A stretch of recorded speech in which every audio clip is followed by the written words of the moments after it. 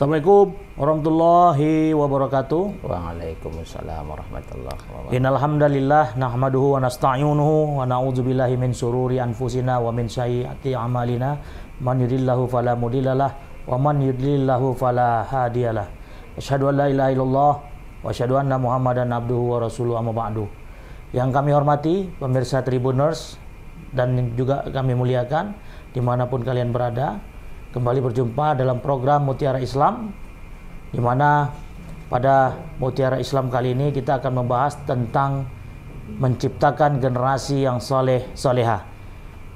Pada kesempatan ini telah hadir di studio, beliau adalah Al-Mukarram Al-Ustadz Suryadi SAG SPDI, merupakan pelaksana tugas Ketua DPW FKDT Sumatera Utara. Jadi kita sapa langsung beliau. Assalamualaikum Ustaz. Waalaikumsalam warahmatullahi wabarakatuh. Apa kabar Ustaz? Saya alhamdulillah. Jadi terima kasih, selamat datang atas kehadirannya. Dan kali ini tema kita adalah terkait bagaimana kita bisa menciptakan generasi Islam yang soleh dan soleha. Nah, mungkin Ustaz bisa langsung menyapa ke pemirsa kita. Silakan Ustaz. Baik, terima kasih. Assalamualaikum warahmatullahi wabarakatuh. Waalaikumsalam warahmatullahi wabarakatuh. Alhamdulillah. Alhamdulillahilladzi arsala rasulahu bil huda wad dinil haqq liyuzhirahu 'alad dini kulli wa kafa billahi syahida. Asyhadu an la ilaha illallah wahdahu la syarikalah wa asyhadu anna sayyidana Muhammadan abduhu wa rasuluh alladzi la nabiyya ba'dah. Allahumma sholli ala sayyidina Muhammad wa ala alihi wa ashabihi ajma'in, amma ba'du. Yang kami hormati dan kami muliakan pemirsa Tribuners, khususnya yang beragama Islam dimanapun saudara berada. Berjumpa kembali kita dalam sebuah program Mutiara Islam Tribun Medan bersama dengan Forum Komunikasi Diniyah Ta'amiliyah yang pada saat ini diberikan kesempatan saya. Terima kasih atas kesempatannya Pak. Ya, Ustaz.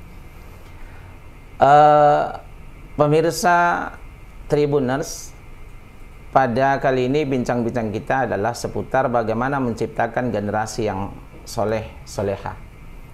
Allah Subhanahu wa taala berfirman dalam Quran surah An-Nisa ayat 9, "Wal yahshal ladzina law taraku min khalfihim zurriyatan di'afan khafu 'alaihim falyattaqullah wal yaqulu qawlan sadida."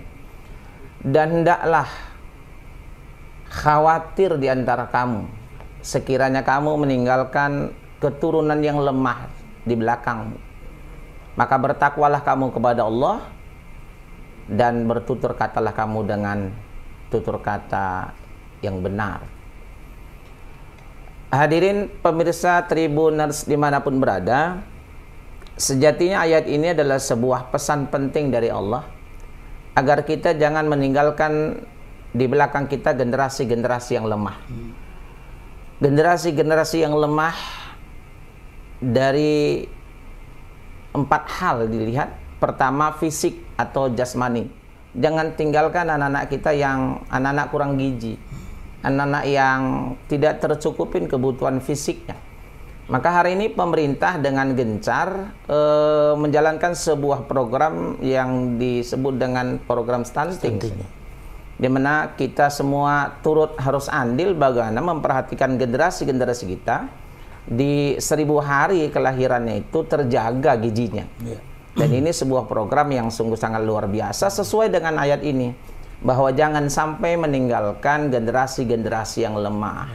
Yang pertama, lemah dari sisi fisik atau jasmaninya. Jangan sampai anak tidak tercukupin gizinya. Yang kedua, lemah di situ, jangan sampai anak kita itu lemah intelektualnya, kecerdasannya.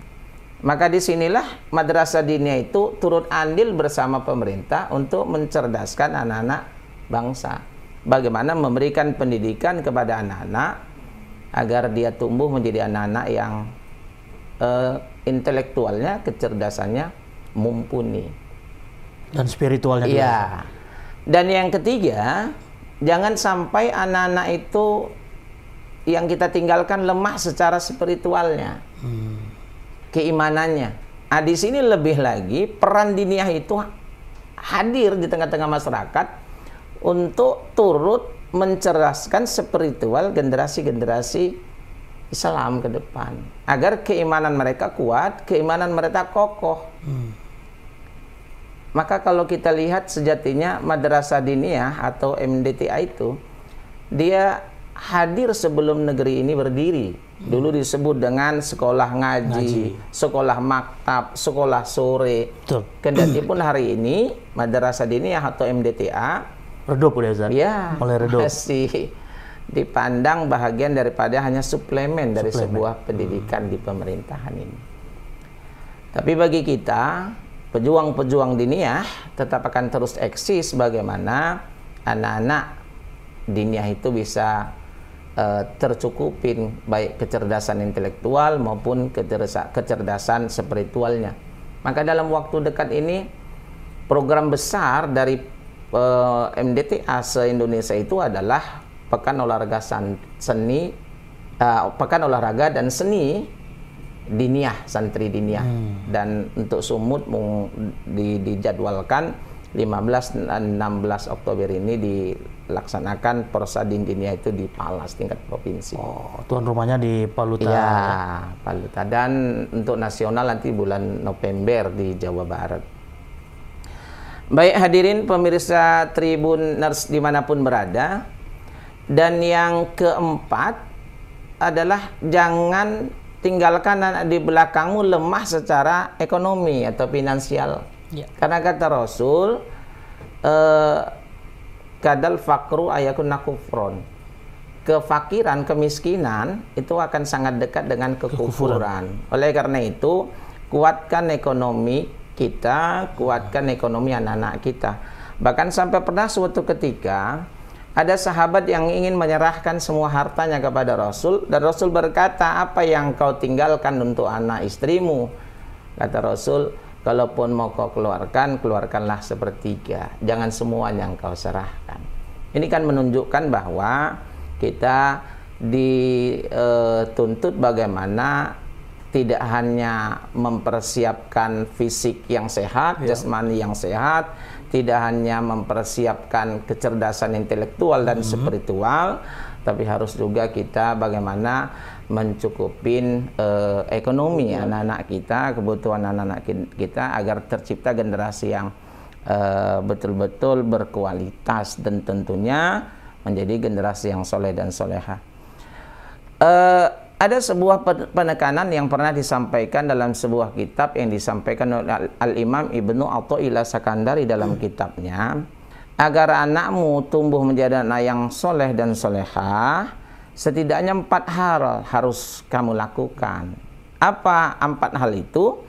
Al-Imam Ibnu Athaillah Sakandari menyatakan, yang pertama, beri anakmu at-tarbiyatul aulad fiddin, pendidikan agama yang terbaik. Jadi yang pertama, kasih pendidikan. Maka benarlah Rasul ketika Rasul menyampaikan kepada sahabatnya adalah siapa yang ingin sukses di dunia, kuasailah ilmu. Dan siapa yang ingin sukses di akhirat, maka kuasailah ilmu. Siapa yang ingin sukses dunia dan akhirat, juga kuasailah ilmu. Jadi belajar dalam konsep Islam itu tidak kenal henti. Maka konsep belajar dalam Islam itu adalah madal haya, sepanjang hayat. Sejatinya apa yang kamu lihat, apa yang kamu dengar, apa yang kamu alami, apa yang kamu pelajari, sejatinya itu adalah sebuah proses pendidikan, proses pencerdasan dan pendewasaan diri. Dan yang kedua, kata Al-Imam Ibnu Athaillah Sakandari dalam kitabnya adalah, beri anakmu at-ta'amun halalin, to'am yang toyib lagi halal. Kasih anakmu makanan yang halal, makanan yang sehat dan bergizi. Jadi dalam Islam itu tidak hanya dituntut untuk mencari makanan yang bergizi, tapi lebih daripada itu bagaimana mencari makanan yang bergizi dan halal. Halal secara zatnya, dan halal cara memperolehnya. Agar anak-anak tumbuh dengan spiritualnya bagus, menjadi yang soleh dan soleha, maka jangan pernah anak-anak kita beri makanan yang tidak halal. Sampai-sampai pernah terkait dalam sebuah kisah di mana Rasulullah pulang berdakwah. Ketika pulang berdakwah, dia disuguhkan oleh istrinya segelas susu, dan Rasul berkata, karena sangat haus, Rasul minta susu itu diantar di hadapan Rasul, lalu Rasul minum. Setelah Rasul mau minum susu yang segelas itu, lalu dia bertanya kepada Aisyah, dari mana segelas susu ini, segelas air susu ini? Bukankah tadi pagi tidak kutinggalkan dinar dirham kepadamu? Ternyata istrinya berkata bahwa susu ini adalah pemberian tetangga kita. Ketika itu Rasul lari ke belakang, lalu memasukkan jari-jarinya ke dalam tenggorokannya untuk memaksa supaya segelas susu yang telah masuk ke dalam lambungnya dimuntahkan kembali. Lalu Aisyah bertanya, ya Rasul, apakah susu itu tidak halal? Rasul berkata, tidak demikian. Aku tidak mengatakan susu ini tidak halal, tapi aku khawatir kalau segelas susu yang dikasih jiran tetangga kita itu adalah hasil dari sebuah profesi hari-harinya sebagai penjudi. Ya, sampai begitu Rasul menyikapinya. Artinya tidak hanya zatnya, tapi cara memperolehnya. Artinya jika kita ingin mendapatkan anak yang soleh-soleha, maka jagalah asupan makanan anak-anak kita. Tidak hanya toyib, tidak hanya baik dan bergizi, tapi perhatikan juga kehalalannya. Dan yang ketiga yang harus dilakukan, kata Imam Ibnu Athaillah Sakandari dalam kitabnya, jika ingin anak kita menjadi anak yang soleh-soleha, beri anak kita uswah, keteladanan. Contoh ya, Ustaz. Iya, kasih anak kita uswah, kasih anak kita contoh, kasih anak kita keteladanan. Siapa yang paling pertama harus memberikan keteladanan bagi anak-anak kita? Ya, jawabnya tentunya orang tua. Karena orang yang paling pertama dekat dengan anak itu adalah orang tua. Maka jadilah orang tua bisa jadi role model buat anak-anak, sebagai contoh, sebagai teladan, kebanggaan bagi anak-anaknya di hadapan para sahabat-sahabatnya, teman-temannya. Jadi ketika orang tua ingin anaknya itu terjaga ibadahnya, maka tidak boleh tidak orang tua terlebih dahulu mencontohkan dalam kesehariannya terjaga ibadah orang tuanya, sehingga anak itu insya Allah akan terjaga. Ketika anak kita harapkan bisa terjaga tutur kata dan lisannya, maka yang pertama harus dilakukan memberikan contoh adalah tentunya orang tuanya, memberikan tutur kata yang penuh dengan nilai-nilai sopan santun, etika, adab, tata krama, dan itu harus contohkan. Maka kata Rasul, al-baiti madrasatul ula. Jadikanlah rumahmu itu sekolah nomor 1. Siapa? Gurunya? Ya tentu mak ayahnya. Jadilah guru yang benar-benar bisa menjadi orang yang bisa diguguh dan ditiru. Yang terakhir, yang mau tidak mau harus dilakukan orang tua agar anak itu tumbuh menjadi anak yang soleh dan solehah, beri anak kita itu biddoa, doa. Doa ya. Karena salah satu kekuatan dan senjata orang beriman adalah doa. Terkadang hadirin pemirsa Tribuners dimanapun berada, terkadang karena kita kesal, kita marah, kita emosi, keluar sumpah serapah orang tua kepada anak-anaknya. Itu ya, itu dilarang dalam Islam. Karena setiap lisan yang keluar dari orang tuanya buat anaknya adalah doa bagi anak-anaknya. Maka jagalah tutur kata kita, lisan kita, supaya anak-anak kita itu mendapat doa-doa yang baik. Dan kalau bisa amalkan doa para nabi dan rasul. Ketika dia melihat anaknya mencium kening anaknya, mencium tangan orang tuanya, lisan yang keluar dari orang tuanya adalah Rabbi habli minas solihin. Ya Allah, jadikanlah anakku anak-anak yang soleh dan soleh. Saya kira inilah bincang-bincang kita pada hari ini. Semoga ini bermanfaat buat kita semua dan kepada seluruh pemirsa Tribuners dimanapun berada. Siap, makasih Ustadz Suryadi. Nah, ini saya tertarik dengan 4 hal tadi yang terkait dengan hal yang kita harus berikan kepada anak tadi ya Ustadz, seperti pendidikan, sumber-sumber yang halal, keteladanan atau uswah, dan yang terakhir doa ini Ustadz. Apakah doa itu sama kita bisa kategorikan dengan sumber asupan makanan yang halal. Artinya ya ketika doa itu yang disampaikan oleh orang tua itu berarti doa orang tua itu kan berarti orang tua itu harus bersih juga, Ustaz. Apakah ada kaitannya itu, Ustaz? Itu secara pasti. Secara pasti. Iya, ada keterkaitan antara asupan makanan yang dikonsumsi orang tua dan anak-anak dengan doa yang disampaikan. Otomatis dia. Iya, karena salah satu penyebab doa tertolak adalah karena banyaknya kemaksiatan termasuk mengkonsumsi yang haram sehingga doa kita tertolak. Berarti udah terakomodir di yang nomor 2 tadi, Ustaz, ya. Iya. Artinya ketika orang tua memberikan sumber gizi dan makanan yang halal, ya otomatis pasti orang tuanya juga memberikan yang halal dan doanya juga terjabah ya, Ustaz. Nah, yang ingin saya tanyakan juga, Ustaz, terkait dengan forum komunikasi Diniyah Takmaliyah ini. Sebenarnya kan ini strategis ini, Ustaz. Iya, benar. Posisinya ini. Nah, ini boleh dibilang organisasi yang memang di luar pemerintah atau memang seiring sejalan dengan pemerintah, Ustaz? Forum Komunikasi Diniyah Takmaliyah adalah sebuah organisasi yang di bawah organisasi yang sebenarnya di luar tapi tidak di luar terpisah karena juga terkait dengan Kementerian Agama. Karena apa? Izin-izin yang dikeluarkan madrasah diniyah itu adalah dikeluarkan oleh Kementerian Agama. Kementerian Agama ya. Dan untuk Kementerian Pendidikannya, Ustaz, ada singgungan nggak atau memang ada sinergi?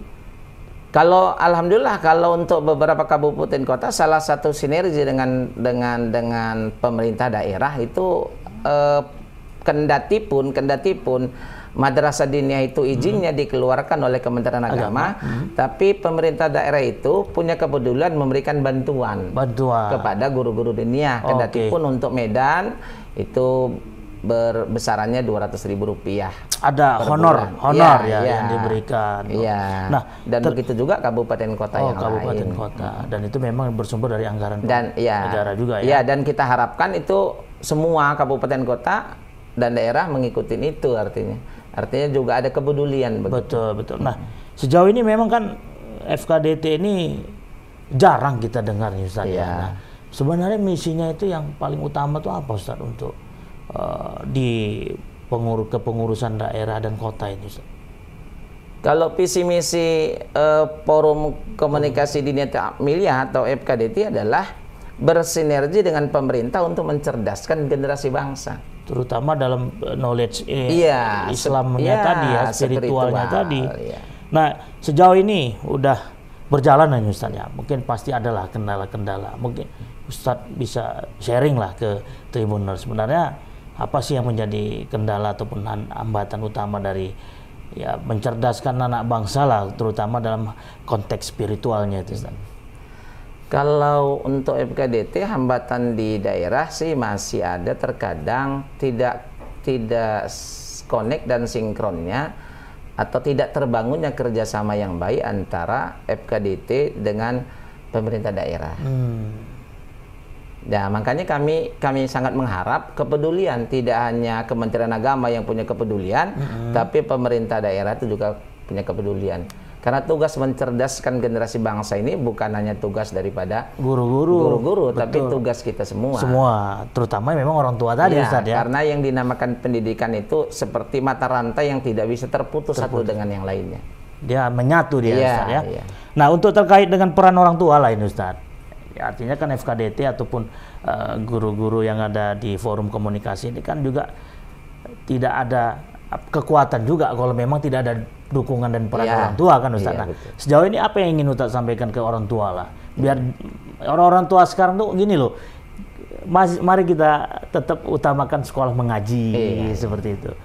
Silakan, Ustaz. Baik, ini menarik ya, semakin penghujung semakin menarik ya. Memang terjadi pergeseran cara pandang, cara pikir, dan cara nilai sehingga sikap daripada orang tua di tengah-tengah masyarakat. Betul.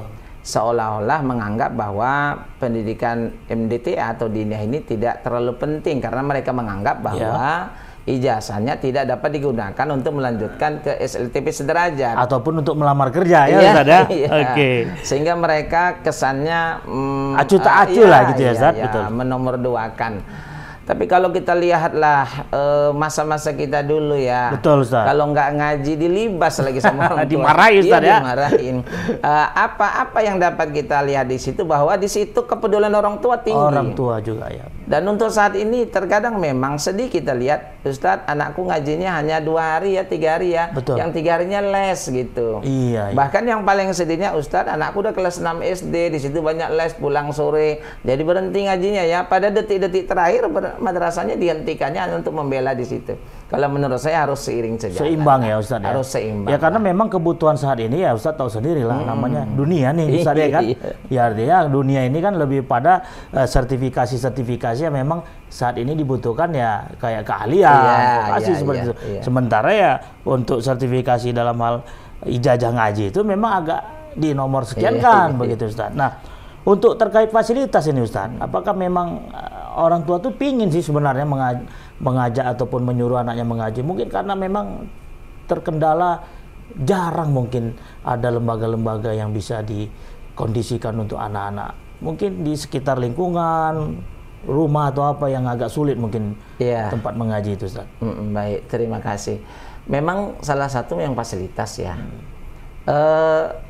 Maka pesan saya buat seluruh parents, orang tua ya, orang tua harus turut sertalah bagaimana membesarkan diniyah, dan termasuk kepada sekolah-sekolah bagaimana berpikir memfasilitasi apa yang diingini oleh orang tua. Bahkan ada yang madrasah itu termasuk memasukkan pelajaran bahasa Inggris. Itu kan bagian supaya strategi apa yang diinginkan orang tua itu didapat di situ gitu. Jadi memang semualah harus ikut berperan mengambil sikap bagaimana memajukan diniyah, termasuk pemerintah, bahwa memang kita akuin karena di diniyah ini, madrasah diniyah ini kan nggak ada dana bos, sehingga fasilitasnya itu swadaya sendiri. Tapi tidak menafikan ya, ada beberapa sekolah diniyah itu yang memang nggak kalah dengan sekolah-sekolah formal. Betul. Saya lihat seperti di Labuan Batu ya, ada anak-anak diniyah itu yang punya drum band sendiri, dan luar biasa tampilan drum bandnya nggak kalah dengan anak-anak sekolah yang formal. Artinya fasilitas itu juga sangat mendukung. Tapi memang dengan swadaya itu ya tertatih-tatih lah. Tapi kalau ada kepedulian besar dari pihak pemerintah atau tokoh-tokoh yang peduli dengan diniyah ini, saya yakin kerjasama bisa dibangun. Insya Allah diniyah bisa kembali besar dan disenangin oleh orang-orang tua. Artinya kesan untuk menjadikan anak yang soleh dan soleha ini mahal itu mungkin bisa kita abaikan ya Ustaz ya. Karena kan Ustaz tahu sendiri kan, untuk menjadikan seorang anak yang soleh dan soleha itu kan butuh guru-guru agama yang memang berkompeten. Dalam hal ini ya lembaganya seperti pesantren, sekolah Islam terpadu.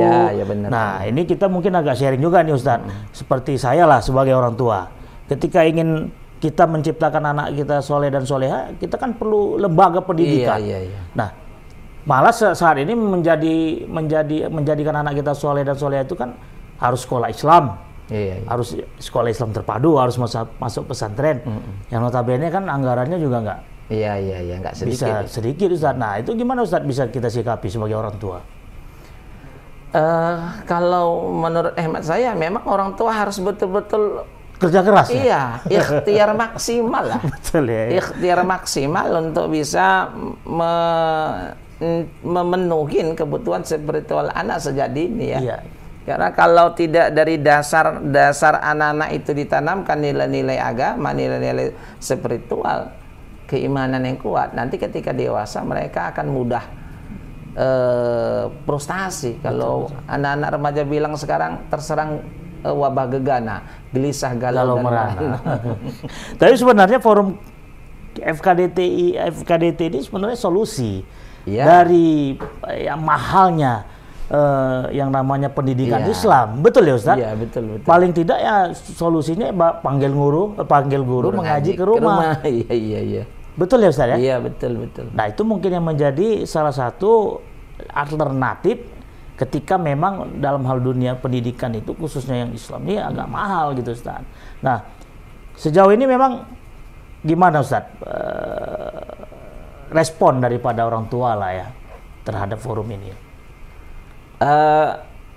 FKDT ini mungkin masih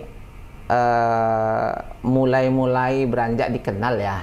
Kendati pun dulu memang sebelum lahirnya FKDT ini ada IGDT, di bawahnya ada Pogja, ada PGMDA. Banyak lah ya, ininya. Ini lahir ini yang menasional hari ini adalah FKDT karena dia punya kepengurusan dari tingkat nasional, provinsi sampai kabupaten kota, bahkan di tingkat DPAC, di tingkat kecamatan. Dan alhamdulillah pelan-pelan kita dikenal banyak orang. Dan salah satu action kita ya, kita laksanakan Porsadin ini action tentang keberadaan Dinia. Hadirnya FKDT ini dari Porsen itu? Iya, hadir FKDT sebagai manajemen pengelola kegiatan Porsadin tadi. Termasuklah acara podcast di Tribun. Iya, ini alhamdulillah Tribun ngasih kesempatan buat FKDT itu hadir untuk menggaungkan tentang madrasah diniyah ini. Ya, karena memang ya 2 tahun pandemik seolah-olah kita pada akhirnya melupakan yang namanya sekolah ngaji. Iya. Nah, Ustadz punya saran nggak ataupun pesan kepada ya khususnya orang tua nih Ustadz ya bagaimana bisa tetap termotivasi, tetap semangat, ya apapun yang terjadi ya tetap memprioritaskan pendidikan agama ke anak-anaknya. Silakan Ustaz. Baik, terima kasih kepada seluruh pemirsa Tribuners dan khususnya lagi orang-orang tua santri Madrasah Diniyah. Pesan saya pada sesi akhir ini adalah man aradda dunya fa'alaihi bil ilmi. Wa man aradal akhirah fa'alaihi bil ilmi wa man aradahuma fa'alaihi bil ilmi. Kalau ingin bahagia hidup di dunia, kuasai ilmu. Kalau ingin bahagia hidup di akhirat, kuasai ilmu. Kalau ingin hidup bahagia dunia dan akhirat, kuasai ilmu. Jadi lagi-lagi ilmu agama itu tidak bisa dinafikan, tidak bisa dikesampingkan. Jadi kepada orang tua, bagaimana tetap memanajemen anak-anak kita dapat tercukupin pendidikan agama anak-anak sejak dini. Artinya kunci kesuksesan di dunia dan akhirat adalah ilmu. Ya, ada sedikit lagi Ustaz. Ada Ustaz, silakan. Dulu orang tua dianggap sukses ketika anaknya bisa diantarkannya sampai sarjana, wisuda, sukses. Pendidikan bahkan formal, betul. S2 bahkan S3 gitu. Kalau perlu ada S4 juga Ustaz, ya. Tapi hari ini itu tidak menjadi semata-mata ukuran kesuksesan. Betul.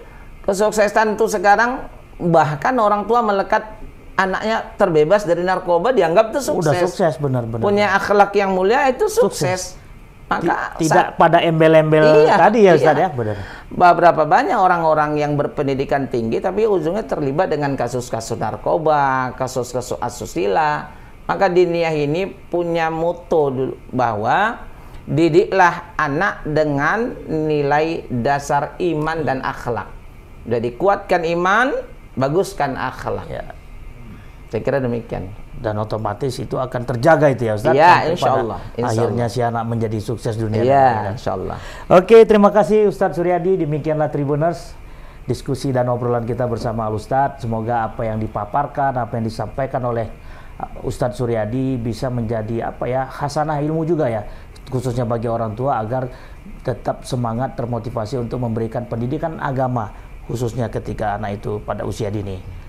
Jadi terus ikuti program Tribun Medan, silakan follow, share dan like seluruh akun sosial media Tribun Medan, baik Instagram, YouTube, bahkan juga Facebook dan TikTok Tribun Medan. Terima kasih kepada Ustadz atas ilmunya dan juga terima kasih kepada seluruh pemirsa Tribuners dan seluruh juga pendukung acara ini. Terima kasih atas segala perhatian, mohon maaf atas segala kekurangan. Usikum wa nafsi bitaqwallah. Wassalamualaikum warahmatullahi wabarakatuh. Waalaikumsalam warahmatullahi wabarakatuh. Terima kasih Ustaz.